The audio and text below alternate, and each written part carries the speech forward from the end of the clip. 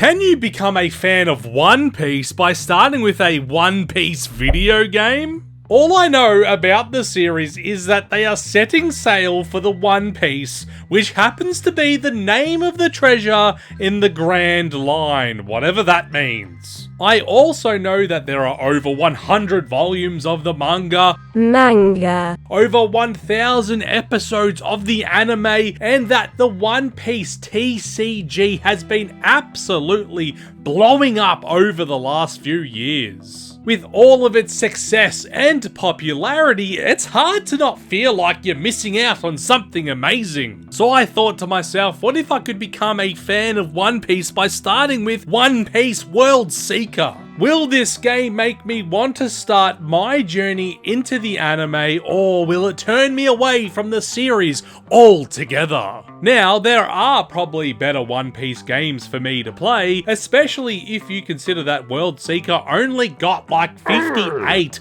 out of 100 on Metacritic. Even this mobile game got a higher score, but because it was on sale on the PlayStation Store, and because I earn almost $0 from these YouTube videos, I thought, why not just start here?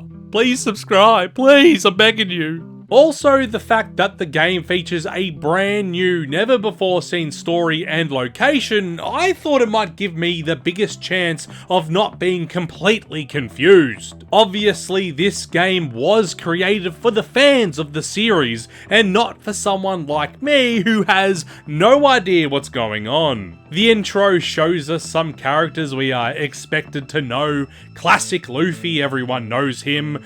Guy with apple, penis, nose, dude, and... wait who the hell is this?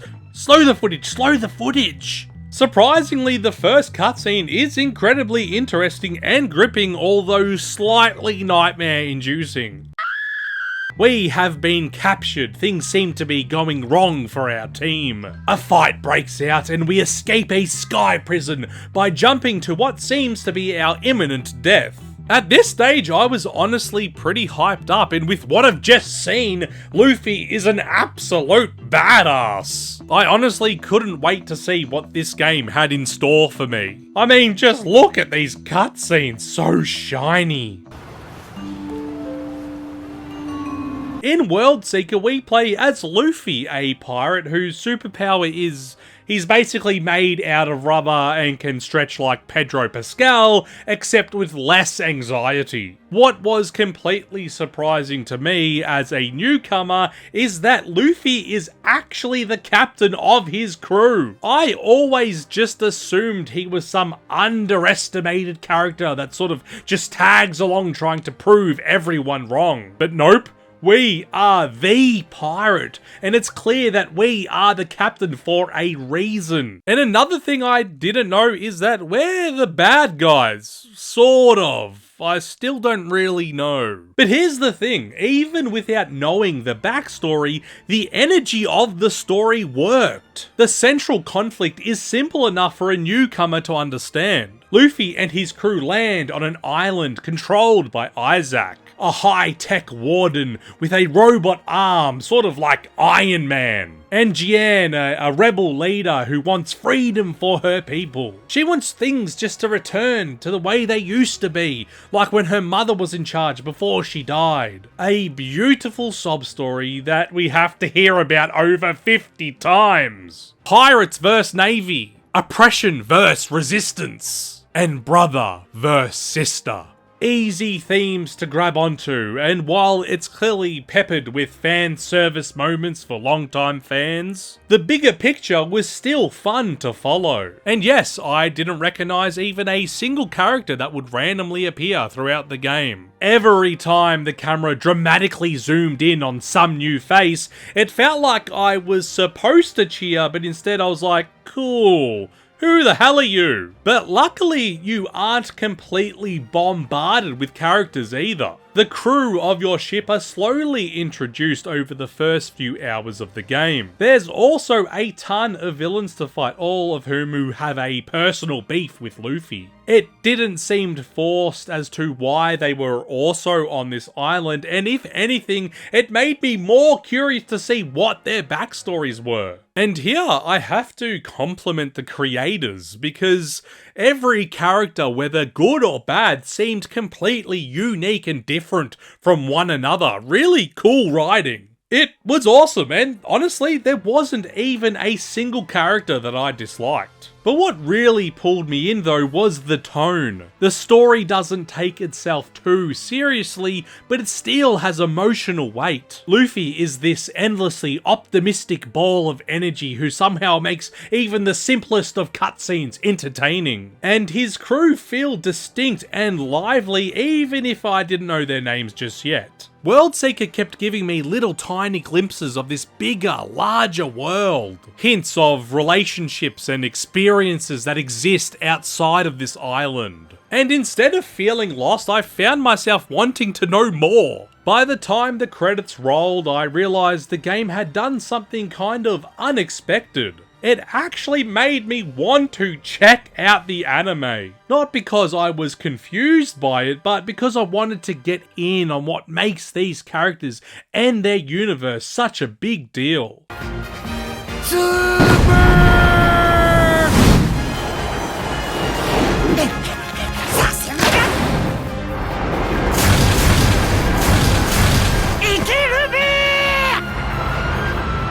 One of the reasons I've yet to check out the anime is simply because of the sheer amount of episodes there are. And I'm a big fan of anime like Dragon Ball Z, for example. Some people even say that I share the physique of a Goku type character. But the reason I can't watch it too often is because of how slow it can be at times. So many filler episodes, get to the point. And I can only assume that One Piece is exactly the same, if not worse. Luckily, fans of the show have made a comprehensive list of filler episodes you can simply skip to make the viewing experience a little bit easier. It's around 100 episodes at approximately 36 hours.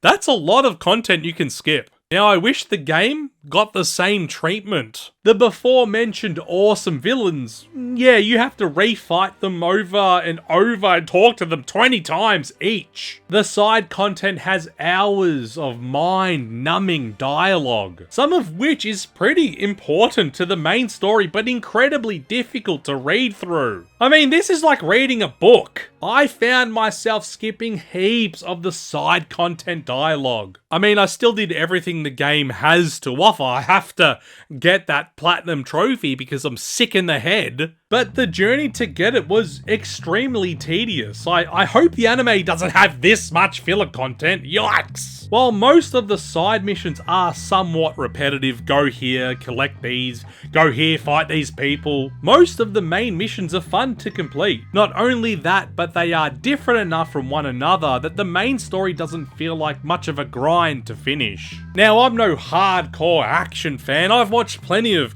animes that have no fighting or combat involved, or those big, beefy, sexy anime boys.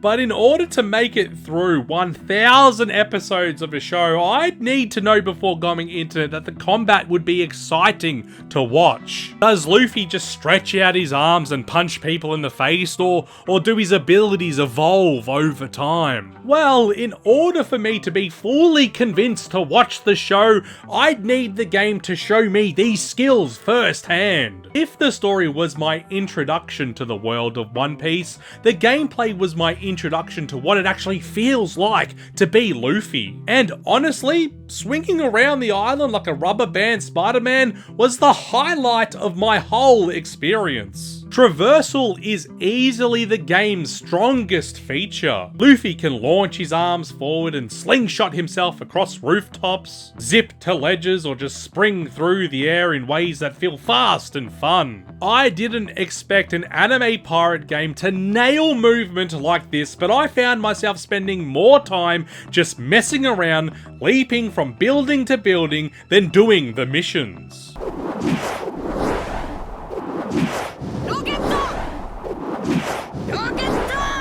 Combat, on the other hand, is more of a mixed bag. You get two main fighting stances, one focused on speed and the other power, both of which mix in special actions that over-the-top anime flair. Unlocking new abilities in the quite impressive skill tree and using them for the first time never stopped being enjoyable. But after a while it did start to feel like I was doing the same combos over and over. The game does try its best to add in stealth sections too, but those mostly boil down to sneaking up behind a guy and boinking him on the head. It's functional, it can be satisfying wiping out a whole base with pure stealth, but it's nothing special. So yeah, if you're looking for a deep, mechanically complex open world game, World Seeker isn't really that. But if you are looking for a game where you can stretch your arms halfway across the city and yeet yourself onto a Navy soldier's head, then this absolutely delivers. And the gameplay was enough to show me that the action in One Piece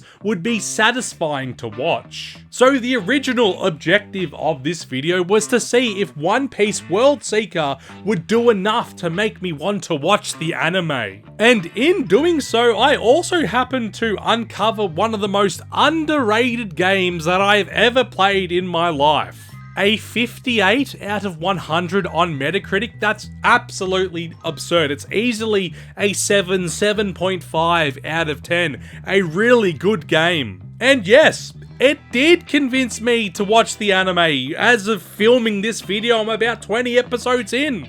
And I'm enjoying it. I know I've got about 6 more years of content to watch, and there'll be more episodes released by the time I finish it, so I'll be watching it for a while, but I'm enjoying my time with it, honestly. Alright, I hope you enjoyed watching this video. Until next time, see ya.